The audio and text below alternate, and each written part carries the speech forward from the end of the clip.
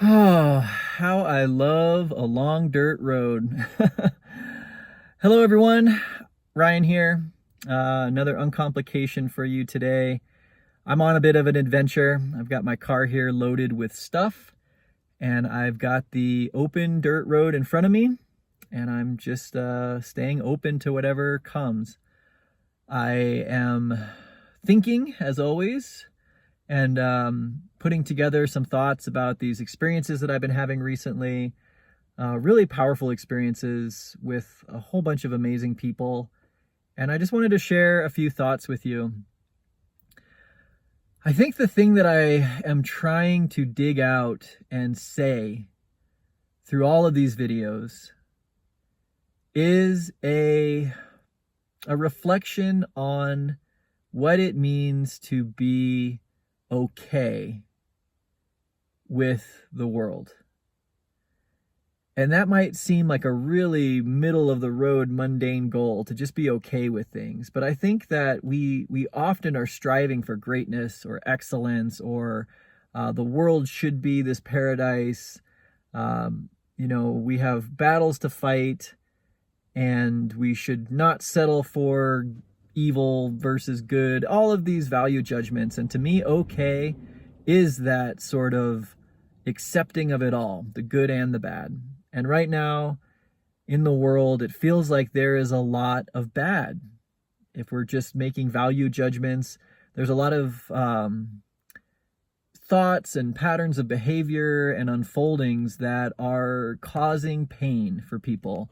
And if you haven't felt the pain yet, there's a good chance that you will, regardless of whether you are in the upper spectrum of people, wealthy, thinking that you're above it all, or you're down in the trenches, fighting the battle, pushing the boulders up the hills, tilling the fields. We're all connected here, and the things that are playing out are the very happening of human history. And I try to separate myself from, who's to blame, or, righteous indignation, pointing fingers or saying that we need to fix that or the other. I really, as I look out the windows at these dry landscapes, and I just think about this planet crawling with people, we are, as always, adapting, growing, changing, fighting, killing, and balancing out that human equation so that we can go on collectively. And I'm going to share some thoughts. I don't know how you'll feel about them, but these are things that actually make me feel better. When I can stop seeing myself as supremely important, this story, this ego, this image, this hope and dream for the future that I am stuck to, that must go on, and there's success or failure ahead. When I let go of that and I see myself as one of 7 billion human experiences that are all happening on the planet today. That sun is up there shining, and in my thinking, there's just that one sun, but there are 7 billion suns up there shining. There's one for every one of our experiences, because each of our experiences are different. Collectively, it adds up to this organism, this super organism that we are all a part of. And an analogy that I like thinking about is a tree. So if you look at a tree, it's made up of billions or maybe even trillions of individual cells. But collectively, they make up this one graceful form that has a life cycle, that has green leaves in the summer, yellow leaves in the fall, no leaves in the winter, and flowers budding in the spring. And that is the collective work of billions or trillions of individual cells. But you cut off the branch of a tree and it grows somewhere else. It grows more somewhere else. To prune a tree is actually to help it. And in a way, each of us are just the cells of this big human tree. And some of us are in really great places, up high, lofty. Maybe we're leaves dancing in the wind without a care. And others are under a lot more load. They're down in the trunk, or they're in the branches, and they have tension put on them, and they have to be calloused and strong. And others are down at the roots, and they're pulling up water, and whatever that experience is, it takes all of us collectively to make what it is that we do together. Now, the scary part is if all of a sudden you waved a magic wand and made all of the cells in a tree conscious, self-aware, and gave them an image of themselves that was highly individualistic, where each one of them was, as it were, in their own adventure, their own story, and there was expectations set on them to excel or to, maybe even in the religious sense, to live an authentic life and make it to heaven, or in just the kind of common sense, to be a good person, whatever it is. Imagine if all of the cells of a tree were to become self-aware. I think that they would live in extreme discomfort. I think it would be so unsettling to know that for all of the beautiful cells up in the leaves, dancing in the summer sun, that fall is coming, and that millions and billions of them are going to die, and that it can't be stopped. That's part of the cycle, the life cycle of this bigger creature. And that when the people come around and trim branches off, that there's whole sections of these beautiful, glowing individuals, that each one of them are so special and unique and brilliant, that they can just, with the swipe of a saw blade, be removed from the whole happening. And I think humanity, zoomed out, is a lot like that.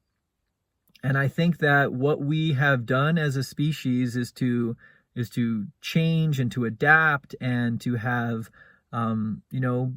moments of pruning and moments of drought and moments of chaos, where the winds blow and the branches break, and it all happens in these cycles.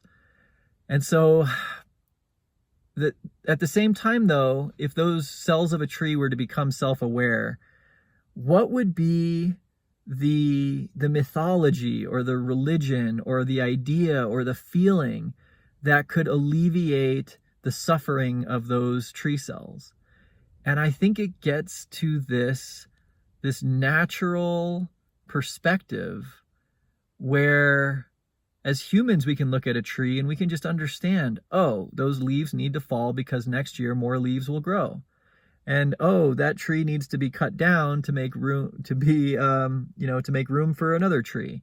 And that a forest is this endless cycling of the old trees dying, the new trees growing, and there are uncountable individual cells in there, but collectively they are doing this beautiful dance of nature.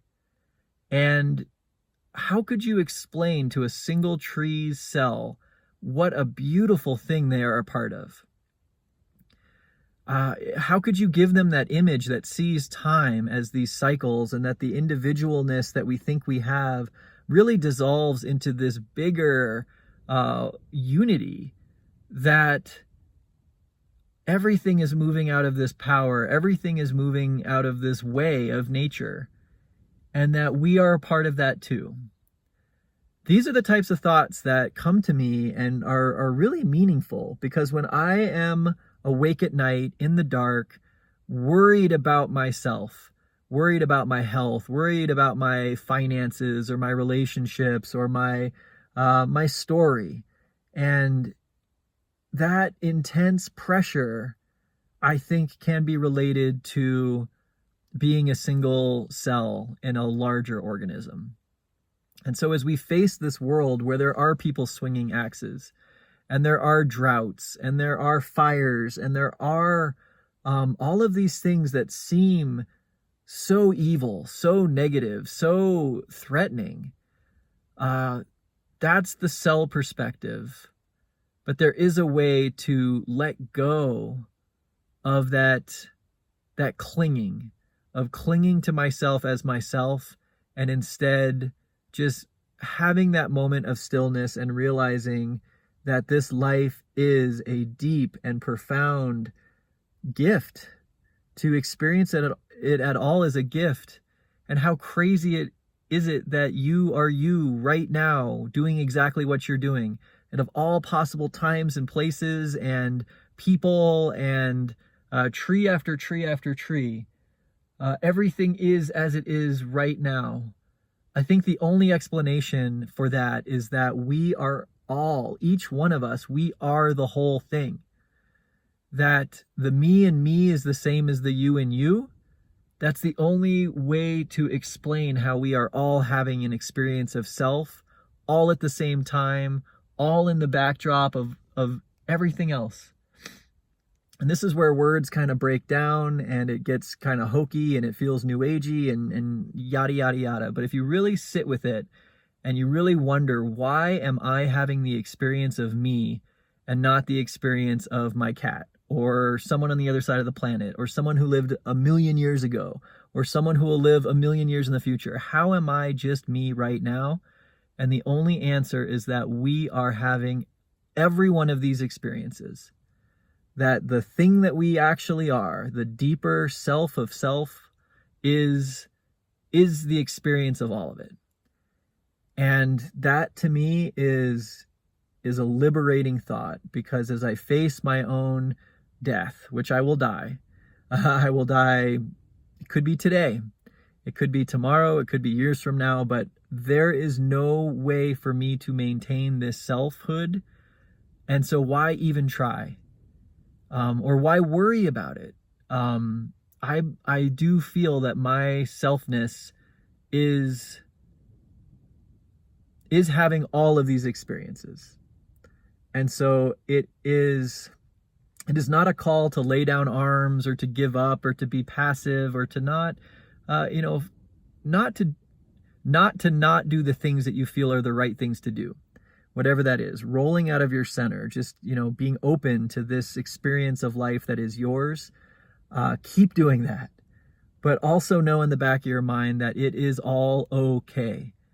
Not just okay, it is beautiful, it is real, it is present. This is it. And yeah, this is how I feel as I drive down the road right now. And it's crazy that what brought us all together was, these topics of economics and of personal wealth, or I don't know, this individual story tied into this bigger human happening.